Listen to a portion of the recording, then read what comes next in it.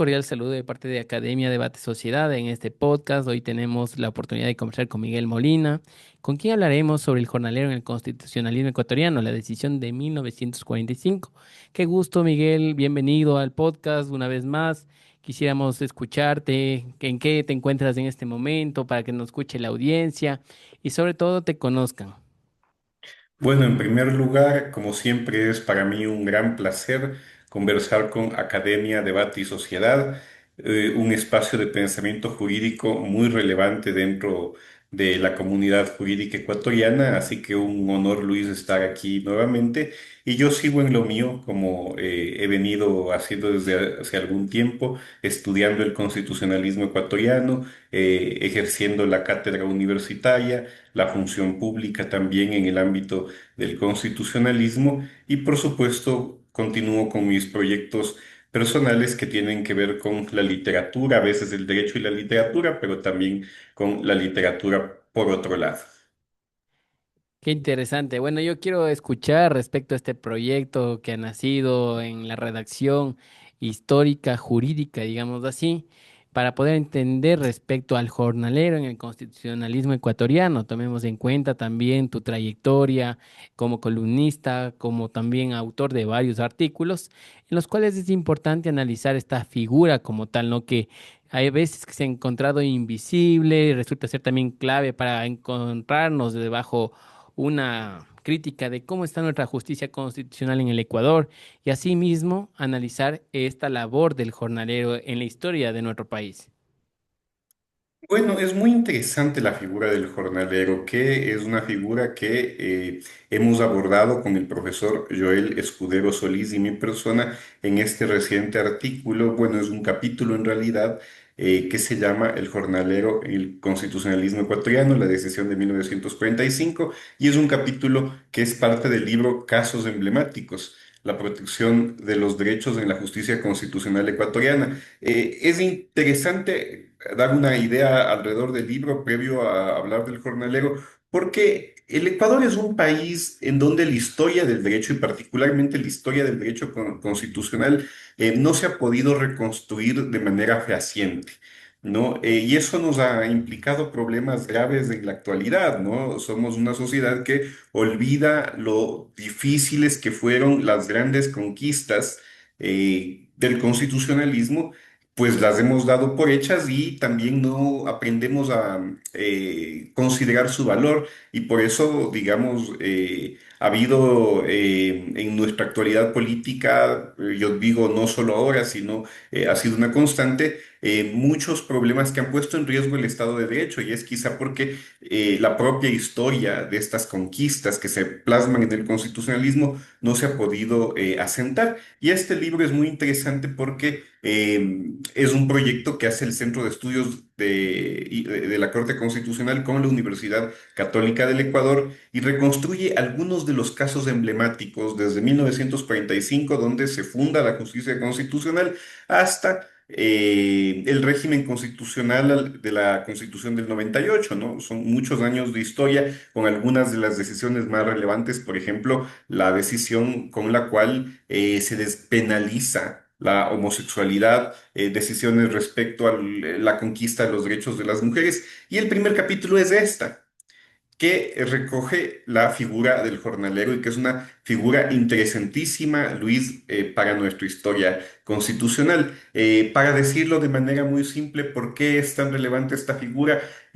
Fundamentalmente porque da cuenta del sistema económico, en el capítulo lo categorizamos como hacendatario, en el cual se construye el Ecuador. Y es muy interesante esto, ¿no? Cuando los españoles llevan adelante el proceso de la conquista y luego consolidan la colonia, a los conquistadores se les entrega unas encomiendas, que son grandes pedazos de tierra para que puedan pues trabajarlas. Y en estas tierras habitaban pues un sinnúmero de familias indígenas, ¿no? ¿Qué es lo que va pasando durante la colonia y luego eso no cambia con la independencia y así se mantiene durante la República? Pues que los indígenas que habitaban estas tierras, estas haciendas, terminan haciendo un trabajo no remunerado o muy poco remunerado a cambio de poder continuar viviendo allí. Jorge Icaza publica una de las, quizá la novela ecuatoriana más famosa de todos los tiempos, Guasipungo, en relación a a este asunto, ¿no? Al indígena se le daba una pequeña parcela de tierra que no era un título de propiedad, simplemente una asignación para que viva, a cambio de que trabaje la tierra del hacendado, ¿no? Ahí se construye una relación de dominación, por supuesto, pero también fundamental dentro del modelo económico alrededor de la figura del jornalero, que era este trabajador que en la historia de América Latina pues le dan, tiene que hacer un trabajo por horas, pero su relación jurídica con su patrono es prácticamente inexistente. El patrono no tiene ninguna obligación para este jornalero y un poco ese es el modelo que se sostiene en el ámbito hacendatario. Bueno, y las primeras constituciones del país no solo ignoraron al jornalero, sino que también establecieron requisitos de ciudadanía que excluían explícitamente por la condición económica y también por la sujeción de un patrón, ¿no? Que es lo que tú decías respecto a esta situación en la cual se encontraban los jornaleros. Y es más, también hemos visto cómo los derechos laborales incluso se han ido desarrollando al pasar el tiempo. La historia ha traído una serie de luchas, las cuales han permitido de alguna manera ir en esta conquista de de los derechos, ¿no? Porque antes no existía, digamos, de esa facilidad de reclamar tus derechos, prácticamente estabas sujeto a tu patrón y asimismo tenías roles específicos. Entonces son situaciones que nos han ido preocupando, pero también que se han ido desarrollando, ventilando a lo largo del tiempo. Es muy interesante la pregunta porque nos hace pensar en la historia del constitucionalismo ecuatoriano, pero también en cómo se fue construyendo el Estado ecuatoriano y bajo qué imaginario se fue construyendo el Estado ecuatoriano.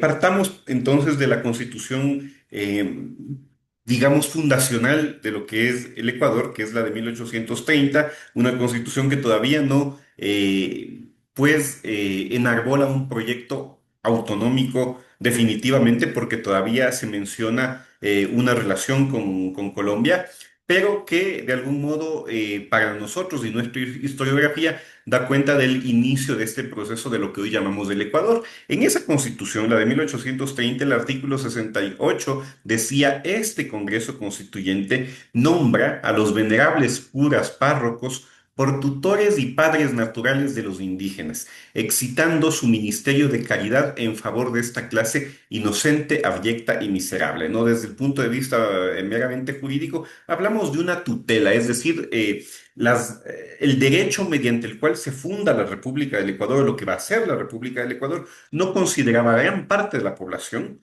sujetos de derechos. Más bien establece una tutela para poder, mediante otras personas que van a ser los curas párrocos, poder tomar las decisiones que ellos aparentemente no pueden o que el derecho no les reconoce esa capacidad. ¿No es cierto? Es muy interesante, digamos, pensar en esos términos. Ahora, cómo esta situación va a evolucionar, resulta muy interesante porque una vez que el catálogo de derechos civiles y políticos se va consolidando en el mundo y en el Ecuador también, y además se plasma en la Constitución de 1906, que es la de la Revolución Liberal, y con más, de algún modo, afianzamiento durante el siglo XX, es evidente que también surge, como en el resto del mundo, un segundo catálogo de derechos que van a ser los sociales, ¿no? Los económicos, sociales y culturales. Y en ese sentido, la historia ecuatoriana también tiene unos debates muy potentes, ¿no? Luego del periodo de la plutocracia viene la Revolución Juliana, se establece la Constitución de 1929 que reorganiza el Estado, que le da también al Estado la capacidad de regular el mercado luego de una época, pues, donde la bancocracia realmente tenía un control, no solo del sistema económico, sino del político también, ¿no? Por medio del Estado. Y incluso tenían la capacidad de imprimir su propia moneda, por eso la Revolución Juliana establece el Banco Central, la Superintendencia de Bancos. Hay como un momento de rediseño para que el Estado sea viable en el futuro, ¿no? Y en medio de todos estos debates importantes que se van realizando en el Ecuador durante el siglo XX, hay un hito que es fundamental y que también es interesante para la historia ecuatoriana, y es la Constitución de 1945.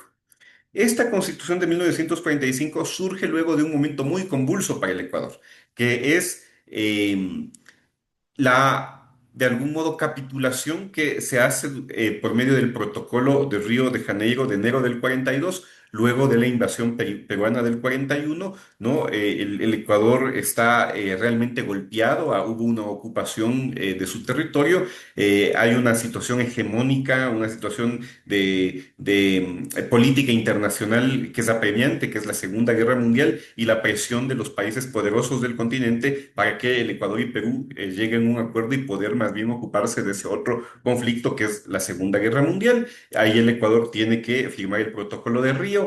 El pueblo ecuatoriano queda muy descontento, digamos, durante ese periodo de los años 40, y este descontento decanta en la Revolución del 28 de mayo de 1944, que derrumba al gobierno de Arroyo del Río, proclama presidente a José María Velasco Ibarra una vez más. Hablamos de su tercer gobierno, ¿no? Y una vez que él, de su segundo gobierno en realidad, y una vez que él regresa, toma el control del Estado, convoca una asamblea constituyente, y esa asamblea emite la Constitución del 45, que es la primera que rompe la hegemonía de liberales y conservadores y tiene un amplio bloque, hoy lo llamaríamos progresista, ¿no? Este nuevo contexto político da como resultado una constitución que tiene muy claramente definidos los derechos sociales.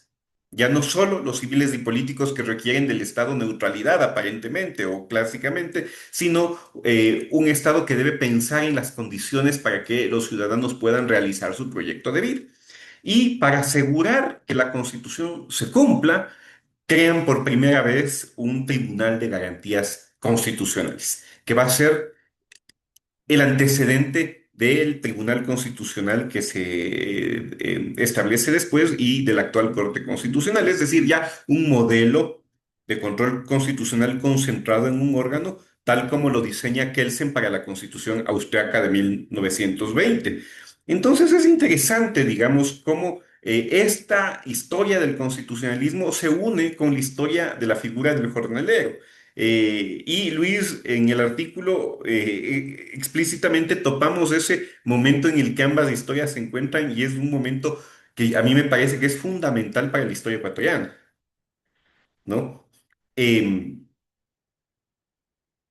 Algo te iba a decir respecto a cómo sí. funcionaba en esa época el Tribunal de Garantías Constitucionales, cómo fue esa operación en la cual entró, ¿no? Porque, claro, hemos visto esa evolución constitucional, hemos visto cómo se ha ido desarrollando el constitucionalismo, y también hoy en día tenemos una Corte Constitucional de alto nivel, pero también hemos visto cómo ha habido ese paso del tiempo y también entender, ¿no?, que de alguna manera ahí se trataron los derechos de estas personas, las cuales también habían sido vulnerados en aquella época.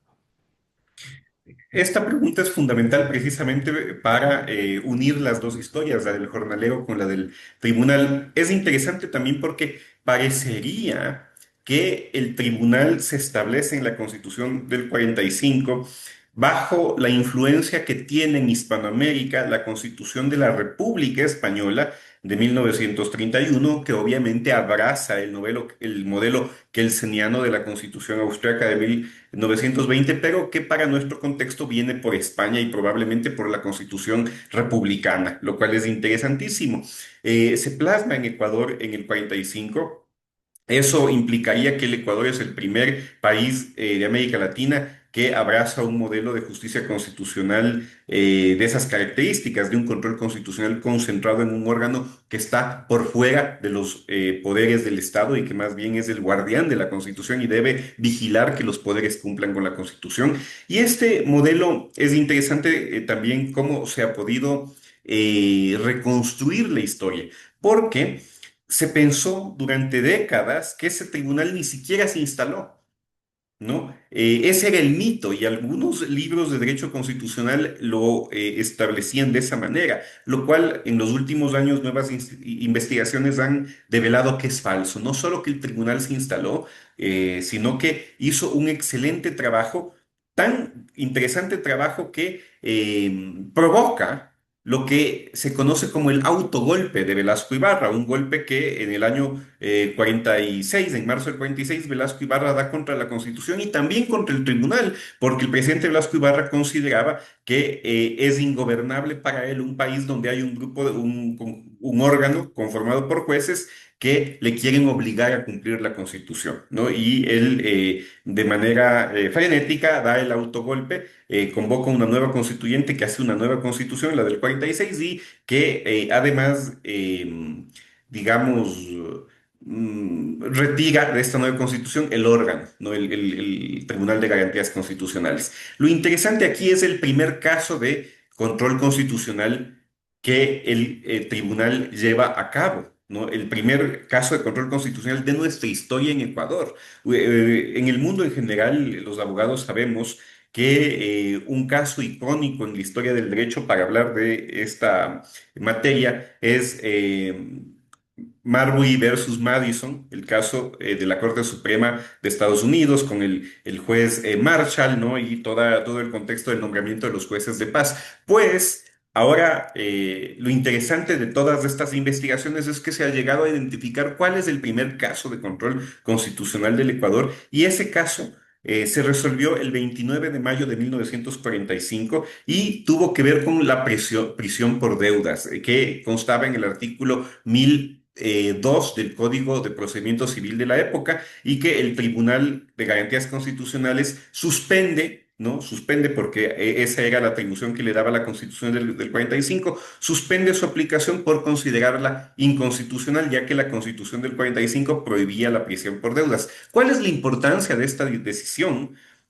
Fundamentalmente que el mecanismo jurídico mediante el cual se sometía a los jornaleros, a los campesinos, a los indígenas para seguir trabajando la tierra de los hacendados de manera forzosa en una suerte de servidumbre de la gleba, era precisamente la prisión por deudas, porque en esa relación jurídica que desde la colonia se había creado, los jornaleros, los campesinos, los indígenas, tenían que trabajar la tierra a cambio, pues, de el pedacito de tierra que donde se les permitía vivir, y cuando no lo hacían, cuando se fugaban de la hacienda, se generaba una deuda. ¿Cómo les obligaban a volver a la hacienda a seguir trabajando forzosamente la tierra para el dueño, para el hacendado, mediante la prisión por deudas? Cuando el tribunal suspende la prisión por deudas, en el fondo está dando un golpe muy fuerte a un sistema económico, un modelo económico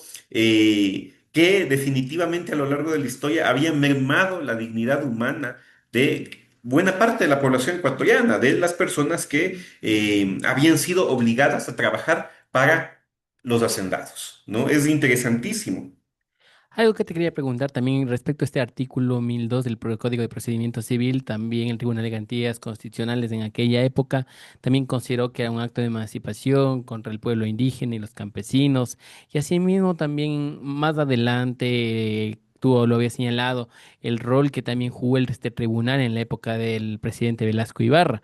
Incluso también existían argumentos en los cuales se defendía la autonomía del tribunal toda vez que en esa época se volvió un poco tenso el ambiente político, digamos, entre el tribunal y el presidente Velasco Ibarra, ¿no? Entonces, esos temas también nos conllevan a hacer un análisis respecto a situaciones aledañas o a situaciones en las cuales incluso la actual corte se ha encontrado frente a serios desafíos en temas de defender la institucionalidad de la Corte Constitucional.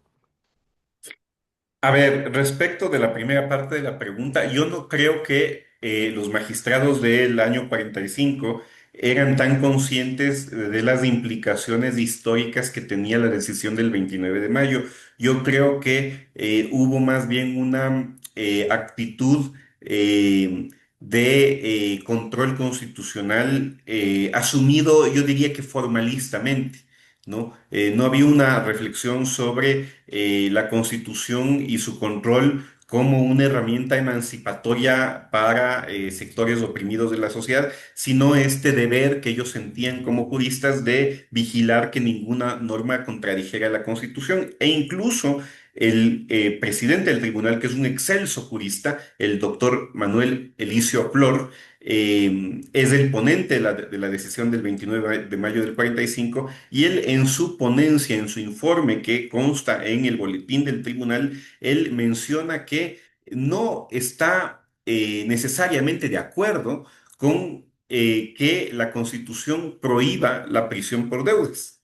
Sin embargo, la Constitución es la que es, dice Manuel Elicio Flor, y por tanto nuestro deber es, más allá de nuestra opinión personal respecto de sus postulados, cumplir con nuestro deber como Tribunal de Garantías Constitucionales y por tanto controlar que las normas sean suspendidas en la medida en que se ha determinado que alguna de ellas contraviene la Constitución. Entonces hay una actitud más bien formalista, pero ahora, digamos, desde el punto de vista que podemos tener desde ahora y la mirada en retrospectiva, lo que entendemos es la lógica del constitucionalismo en la historia, ¿no? En la medida en que el constitucionalismo ha sido este movimiento en la historia de la humanidad en el cual las sociedades, los pueblos, las personas han pretendido limitar el poder por medio del derecho, ¿no? Es evidente que también el constitucionalismo en su corazón tiene un compromiso profundo con la dignidad de las personas y por tanto con una emancipación en la medida en que hay personas en el mundo que han vivido en relaciones de opresión. Por tanto, el mismo devenir del constitucionalismo inevitablemente hace que se proteja los derechos y la dignidad humana, y eso se ve en esta historia. Ellos no tenían un ímpetu de decir vamos a proteger la dignidad de los jornaleros, de los campesinos, pero en el mismo hecho de hacer un control constitucional y de proteger la Constitución, la consecuencia inevitable era una emancipación, una protección a la dignidad de las personas. Eso es muy interesante de verlo en retrospectiva, porque ellos, tal vez los magistrados se murieron sin saber que su decisión nos permite entender a gran escala lo que es la historia del derecho en el Ecuador y las grandes conquistas que se han llevado a cabo. Ahora, respecto de cómo entender eso de cara a la actualidad, yo diría que de la misma manera, ¿no? El rol que cumple una Corte Constitucional en el Ecuador, en Colombia, el Tribunal Supremo del Brasil, en su propio contexto, el rol que cumple una alta corte. Tiene que ver con eso, ¿no? Con cómo el derecho permite la protección de la dignidad humana, incluso frente a los poderes que en toda sociedad, pues se van consolidando. Por un lado, los poderes económicos, los poderes políticos, el propio poder del Estado, pero el derecho es esa posibilidad de que el poder sea frenado por la dignidad de las personas, para no intervenir ni vulnerar la dignidad de las personas. Bueno, hemos tenido importantes sucesos históricos que marcan al constitucionalismo, pero también es importante señalar que si bien es cierto, la Constitución de 1945, la del 2008, han traído serios avances en el tema de la protección a los derechos y sobre todo tener una responsabilidad frente a la sociedad en la que nos encontramos, hoy estamos viviendo casos emblemáticos como los que se analizaron también es el caso de la empresa Furukawa, en el cual ya hablamos sobre servidumbre de la gleba, igual el papel que la Corte Constitucional actual para frenar esa pobreza que es una violación estructural de los derechos como tal, ¿no? Entonces es importante también analizar cuáles son las nuevas corrientes y a qué desafíos se enfrenta la Corte Constitucional del Ecuador, toda vez que nos hemos encontrado en este avance, ¿no? Como sociedad, pero muchas veces encontramos casos en los que nos llaman la atención y la dignidad humana debe estar por alto. Es muy interesante también esta pregunta porque me permite hablar precisamente de algo que me parece fundamental. Ahora mismo que está pues en tendencia la serie Cien años de soledad en Netflix, me ha llamado mucho la atención que, si mal no recuerdo, los capítulos cuarto y quinto de la segunda temporada se detienen también en la figura del jornalero. Es decir, esta realidad que hemos topado en la tarde de hoy contigo, Luis, no es solo ecuatoriana, ha sido una realidad de la América Latina en la cual, pues, un modelo económico de raigambre colonial todavía durante el siglo XIX finales y el XX, por supuesto, utilizaba los mecanismos del derecho para continuar usando al jornalero y por tanto explotándolo, ¿no? En beneficio, pues, de dueños de la tierra o, como en el caso que se narra en Cien años de soledad, de una transnacional, ¿no? En el caso que narra García Márquez y que lo representa la serie de Netflix muy adecuadamente, es el de la United Fruit Company en Colombia, la compañía bananera que llega a Macondo y frente a los cuales los jornaleros dicen, a ver, ustedes ganan mucho, nosotros estamos explotados, no tenemos día de descanso, no hay un centro médico digno aquí para nosotros, ni siquiera hay baño. Pues presentamos un pliego de peticiones y la compañía bananera les dice, no vamos a escuchar ningún pliego de peticiones porque ustedes no trabajan para nosotros. Ustedes son jornaleros a los que se les paga por hora de trabajo durante el día, por día de trabajo, y no hay relación jurídica entre nosotros, pero ustedes, si quieren tener trabajo, tienen que seguir trabajando para nosotros de esa manera, bajo esas condiciones, y no va a haber ningún pliego de peticiones. De ahí comienza, pues, en Cien años de soledad, una lucha como muy compleja y muy trágica, que es la misma que en grandes partes del mundo se da por la conquista de los derechos laborales, en el marco, pues, de la revolución industrial, que es tan importante en la historia de la humanidad, pero que también genera las condiciones para una tensión muy fuerte entre la clase trabajadora y, digamos, los propietarios de las fábricas, ¿no? Y por eso se dan unas situaciones de tensión muy grande. El 1 de mayo recordamos masacre de los trabajadores, el 8 de marzo, masacre de las trabajadoras, ¿no? Hay toda una historia que nos enseña que los derechos se conquistaron a sangre y fuego. ¿No es cierto? Con sangre, sudor y lágrimas, por decirlo de otra manera. Entonces, ahora nos abocamos a otro tipo de casos bajo la superstición de que esos grandes problemas quedaron en el pasado. Y el caso que, Luis, tú has hecho mención, Furukawa, a los ecuatorianos pues nos da la certeza de que esa superstición de que ya no se dan problemas así, no es más que una superstición. Todavía el derecho, ¿no? Tiene que ser esa herramienta para poder detener situaciones de vulneraciones a los derechos humanos tan brutales como ha sido este caso, donde en plena actualidad, en nuestro tiempo, el tiempo que estamos actualmente, se dio un caso de servidumbre de la gleba en Ecuador, ¿no? Además, muy en la lógica de esto de Cien años de soledad, no había contratos de trabajo entre todos estos trabajadores cuasi esclavizados, sino que les decían que eran arrendatarios de los lugares donde ellos trabajaban, donde vivían en las haciendas, y sin embargo, para pagar ese derecho que tenían para vivir allí, tenían que trabajar en esta compañía Furukawa, ¿no? Y hubo accidentes de trabajo a lo largo de los años, nunca la empresa se hizo cargo de eso, hubo todo tipo de vulneraciones a la dignidad de las personas en esta servidumbre de la gleba que por la lucha de muchos de estas personas víctimas de la servidumbre de la gleba de la empresa Furukawa y además de organizaciones que los apoyaron, de periodistas que contaron su historia, llegó a la justicia el tema penal por un lado y también el tema constitucional que finalmente se conoció en la Corte Constitucional y se dictó una sentencia histórica. Sin embargo, las dificultades son muy grandes sobre un caso de semejantes características, ¿no? Todavía no se ha podido, de lo que yo conozco, dar un cumplimiento efectivo a la sentencia por la dificultad enorme de hacerle pagar a esta empresa la reparación que se le ha ordenado frente a las víctimas de la servidumbre de la gleba que ellos explotaron durante tantos años, ¿no? Entonces, para mí la lección es muy clara.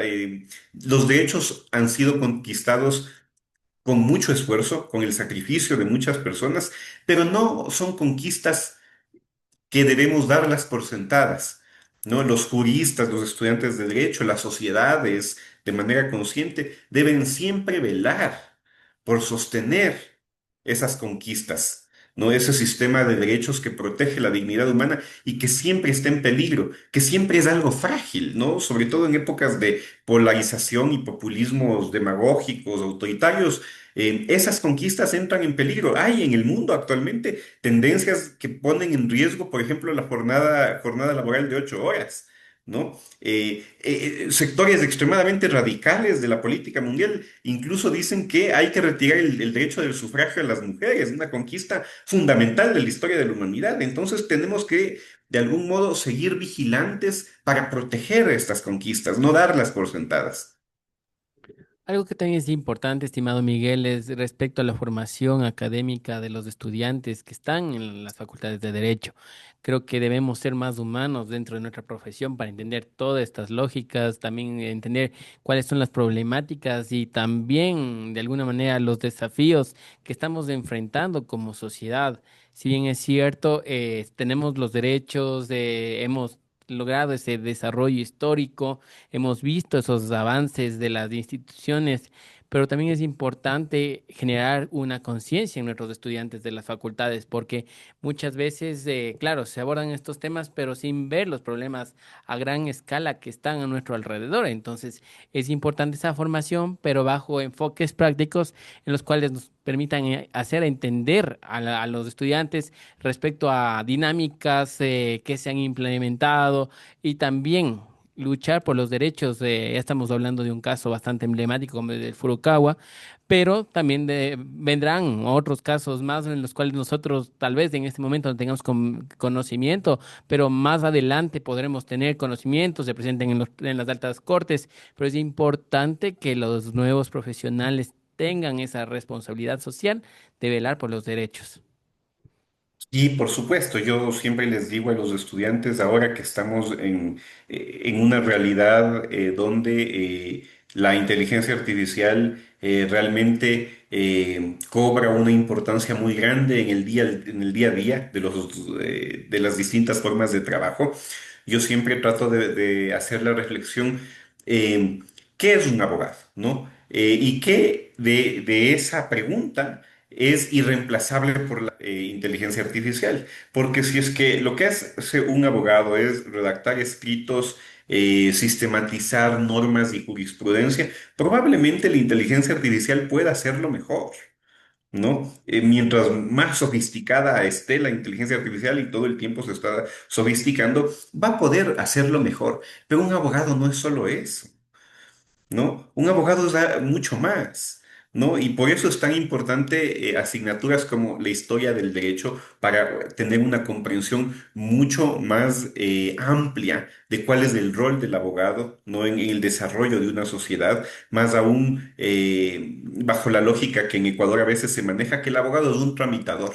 Es alguien que hace trámites y resuelve problemas. Tal vez también eso puede hacerlo mejor la inteligencia artificial, pero en la medida que el abogado sea un jurista, ¿no? Una persona que sea capaz de pensar axiológicamente y estratégicamente y acompañar a su cliente como una persona humana, me parece que encontramos un sentido profundo que no es reemplazable fácilmente, ¿no? Y a veces les pregunto a los alumnos en ejercicios imaginativos que hacemos, si ustedes están en un problema muy grave, ¿no? Una situación realmente compleja donde sienten que están desbordados por la situación jurídica, sobre todo porque sienten además el peso de la justicia, ¿qué es lo que quieren? ¿Como poner su problema en el chat GPT o que haya un ser humano al lado de ustedes acompañándoles, diciéndoles esto es lo que va a pasar, te explico paso por paso el proceso, tú tienes derecho a la defensa, tienes derecho al debido proceso y yo me voy a ocupar de que se te respete ese derecho? Esa presencia humana, ¿no? Me parece que es irreemplazable y ese compromiso que ese ser humano va a tener con los derechos de esta persona tiene una larguísima tradición en la historia de la humanidad y es algo muy valioso que debemos de entender. Un abogado tiene, por tanto, un compromiso que es irrefutable con el Estado de Derecho. Lamentablemente nos olvidamos, los abogados se olvidan de que tienen este compromiso y a veces más bien actúan en función de la destrucción del Estado de Derecho, pero esa actitud es antinatural respecto de esa tradición que debemos tener los juristas, ¿no? Y que hemos heredado a lo largo de de la historia de las conquistas de los derechos, ¿no? Así que es muy interesante el tema y eso es lo que les digo yo siempre a los alumnos, seamos conscientes de que este papel que desempeñamos ahora tiene una larga tradición y que los derechos que creemos que se han conquistado igual son frágiles y debemos seguir luchando por ellos. Muchas gracias, Miguel. Sin duda, este ha sido un episodio que nos ha permitido conectar a la historia, al derecho y sobre todo los desafíos que tienen cada uno de los profesionales, pero también a los estudiantes, porque creo que la forma en la que nosotros estamos ejerciendo nuestra profesión también influye de la formación que recibimos en las universidades, pregrado, posgrado, en personas que también se encuentran en el doctorado y todos y de alguna manera están creciendo, pero siempre deben ser humanos, deben entender cuál es la lógica que está en nuestra sociedad, debemos entender los problemas, los niveles de pobreza, también debemos de entender diversas problemáticas relacionadas a la inseguridad, a la violencia, que también afecta a nuestro país y sobre todo también entender cada uno de los derechos. Es importante también enfocarnos de esa evolución que han tenido los derechos. Ya hablábamos de derechos civiles y políticos, de económicos, sociales y culturales. También hemos hablado también de derechos colectivos y así ya incluso hoy nos encontramos también en una nueva era, los derechos digitales y cada vez vamos avanzando más, pero como profesionales debemos estar con un paso adelante en que no debemos olvidarnos nuestra historia porque eso es importante para seguir luchando por los derechos. Entonces, este es un episodio bastante interesante y espero que sea de gran provecho para todos los estudiantes, para el mundo jurídico como tal que se conecta a través de este podcast de Transforma en Academia Debate Sociedad. Siempre bienvenido, las puertas están abiertas. Un saludo también al doctor Joel Escudero, que también es parte de esta obra. Y sobre todo decirles que el artículo está disponible, lo pueden leer, lo pueden revisar en las páginas del doctor Molina. Y en esto quiero agradecerle y esperarle a una próxima oportunidad, estimado doctor. Muchas gracias, el honor fue para mí.